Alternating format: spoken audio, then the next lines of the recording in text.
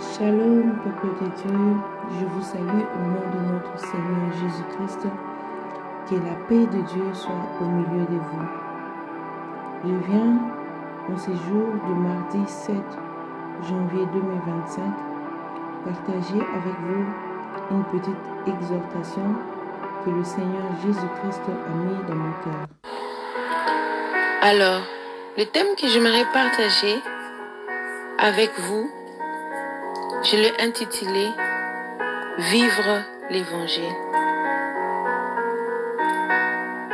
Avant tout, la question qui se pose ici, c'est de savoir qu'est-ce qu'est vraiment l'Évangile. On peut interpréter l'Évangile comme étant la bonne nouvelle et cette bonne nouvelle qui est la parole de Jésus-Christ mort pour nous. Ainsi, par sa mort, nous sommes sauvés, nous sommes libres et il nous laisse bénéficier éternellement, sans condition, de son amour. 2 Timothée, chapitre 1, le verset 9 nous dit ceci. « Je vous ai sauvés et vous ai adressé une sainte vocation. » Ici, nous trouvons le mot « sauver ». Le mot « sauver » qui est même le centre de l'Évangile. C'est extraordinaire.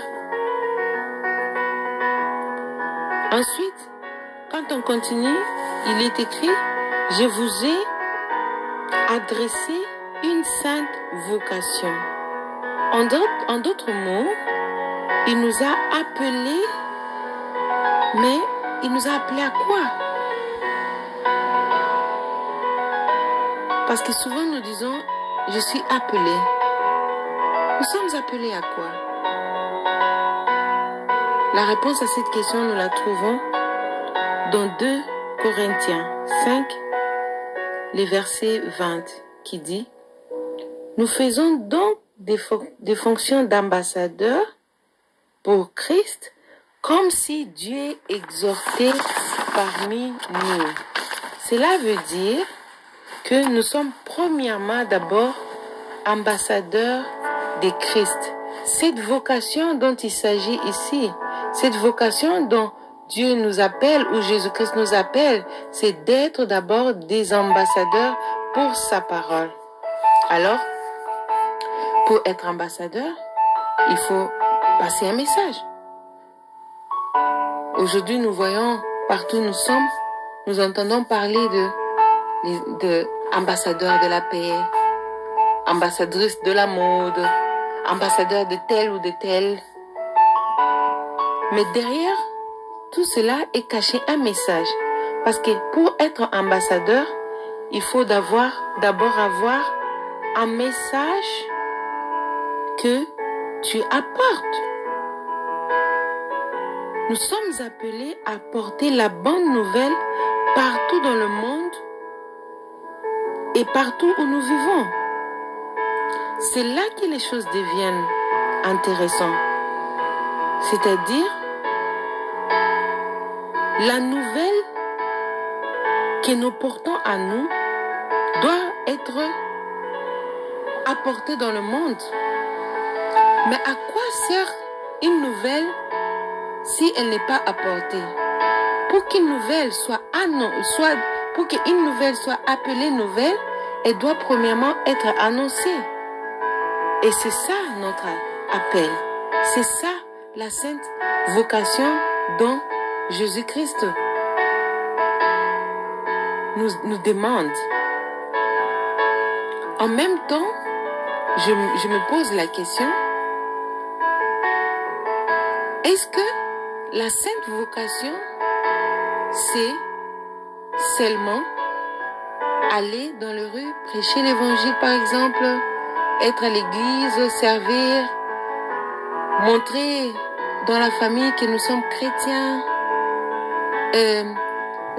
proclamer à haute voix que nous sommes chrétiens, éviter parfois même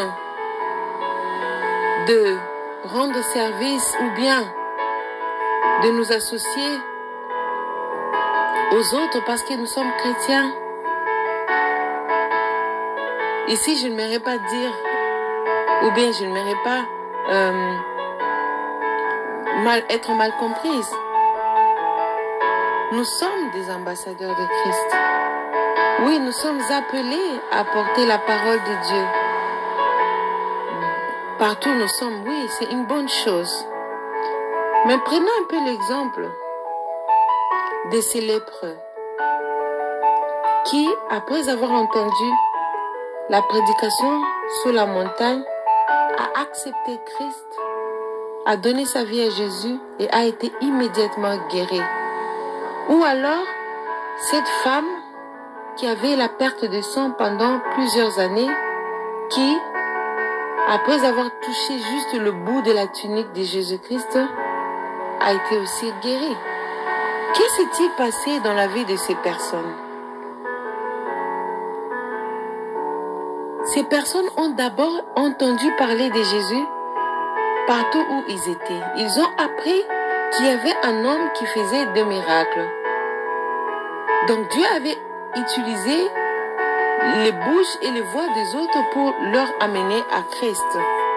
Je pense que tout le monde comprend très bien ce que ça signifie d'être un ambassadeur de Christ. Parce que parmi nous, il y a des grands serviteurs de Dieu, des grandes servantes de Dieu. Dieu utilise parmi nous des personnes comme étant des docteurs de la parole, des évangélistes, des prophètes, des pasteurs, des apôtres, ainsi de suite. Donc nous servons tous selon la vocation que Dieu nous a donnée dans le domaine où il veut que nous soyons. Mais moi, ce que j'aimerais vraiment attirer aujourd'hui, c'est plus notre vie en tant que chrétien. C'est plus nos attitudes. Comment nous comportons-nous au milieu des autres? Comment nous comportons-nous quand nous sommes en dehors de l'église? Comment nous comportons-nous quand nous nous retrouvons au milieu de mon travail à 22h30 travail par exemple? Il m'a dit, dans le marché par exemple, parmi nos voisins, comment est-ce que nous comportons? Je me rappelle, un jour chez moi, quand mon mari est arrivé, il ne parlait pas encore bien la langue. Un jour, quand je suis revenue de mon travail à 22h30, il m'a dit, aujourd'hui, la voisine d'en face, elle était venue, elle m'a beaucoup gueulé. Et pendant qu'elle était en train de gueuler, il y a les voisins d'en bas qui est aussi monté, qui a aussi gueulé. Je vous dis, mes bien-aimés, quand j'ai entendu ça, j'étais très en colère. J'étais fâchée. Parce que généralement, les choses comme ça, je les prends un peu sur un pied de négligence. Parfois, je regarde, je me dis, c'est pas grave. Mais ces jours-là, j'étais tellement animée intérieurement. J'étais tellement bousculée. Je voulais à tout prix régler cette situation. Je voulais à tout prix aller parler à cette femme pour lui dire, mais pour qui te prends-tu? Et j'ai dit à mon mari, je vais régler tout de suite. Je vais aller tout de suite pour régler ça. Venez en moi. Et je suis sortie. Je suis allée sonner à la porte de cette dame. Elle n'avait pas ouvert. Plus tard, j'ai compris que Dieu n'avait pas permis que cela arrive. Dieu m'avait épargné de quelque chose que j'allais regretter plus tard. Je suis rentrée dans ma chambre. Ce jour-là, j'ai prié et j'ai demandé à Dieu de me faire grâce le lendemain de parler de ces problèmes-là dans tout mon calme, de ne pas m'emporter sous la colère ou les sentiments. Alors le matin, très tôt le matin, j'ai entendu quelqu'un sonner à la porte. J'ai dit à mon mari, non, toi tu ne peux pas ouvrir, moi je vais aller ouvrir. Je vais voir si c'est cette dame-là Alors, je vais parler avec elle. Et quand j'ai ouvert, effectivement, c'était cette dame. À ma grande surprise, au lieu que je l'attaque directement, la première des choses, c'était de lui dire bonjour. Je la salue et elle me dit bonjour et tout de suite, elle me dit, je suis venue demander pardon. Je suis venue demander pardon pour ce qui s'est passé hier, pour mon comportement envers ton mari, ce n'était pas juste. C'est pour ça, pardonne-moi, toi et ton mari. Alors, mes bien-aimés, quand j'ai entendu cette parole, c'était comme si j'étais brisée intérieurement. Je n'avais plus aucune parole, je ne sentais plus aucune agression en moi. Et je lui ai dit, je te pardonne, nous acceptons ton pardon, et les choses comme ça arrivent là où les gens habitent. Alors, comment est-ce qu'allait être la réaction de cette femme si cette nuit-là j'étais sortie, alors qu'elle sait très bien que je suis chrétienne et que je pars à l'église et que j'ai essayé même plusieurs fois de parler avec elle de la parole de Dieu? Comment est-ce qu'alors allait être son attitude si j'étais dans mon agressivité ou dans ma colère de la nuit avant? C'est ce que je voulais un peu que nous puissions ensemble refléter, que nous puissions avoir un peu cette réflexion. Comment est-ce que comportons-nous sous la colère, par exemple? Comment est-ce que nous nous comportons dans la famille quand quelque chose ne va pas, quand les choses marchent mal, quand rien ne marche plus comme nous voulons? Comment est-ce que parlons-nous à nos collègues de travail, à nos chefs dans nos travail, à des personnes que nous n'aimons pas, à des personnes que nous ne supportons pas voir? Comment nous comportons-nous?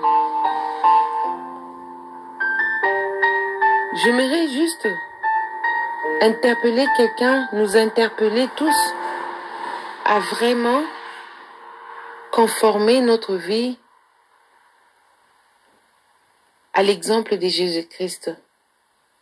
Parce que si nous avons de bons témoignages autour de nous par rapport à notre vie, il serait facile pour les gens autour de nous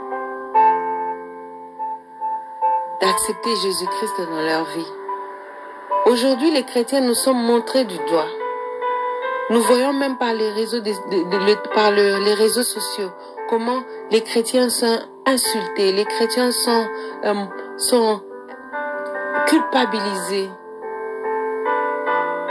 Alors, nous devons apporter un message fort, un témoignage fort dans notre manière de vivre partout où nous sommes, parce que notre façon de vivre prêche plus fort que l'évangile que nous pouvons apporter par nos bouches.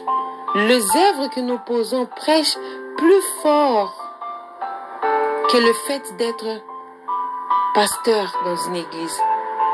Les actes que nous posons prêchent plus fort.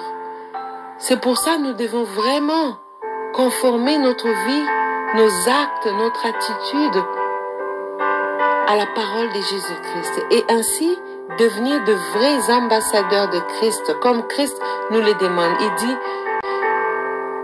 une sainte vocation. Pour que cette vocation soit réellement sainte, notre vie doit aussi être sainte. Donc c'est ce que je voulais partager avec nous. Vivre l'évangile de Jésus-Christ, non seulement en prêchant, non seulement par les miracles, non seulement par les prédications, les exhortations, mais aussi par notre attitude, par nos œuvres, par notre comportement au milieu de ceux qui sont autour de nous. Que mon Dieu vous bénisse, que mon Dieu remplisse de sa grâce dans vos maisons. Shalom.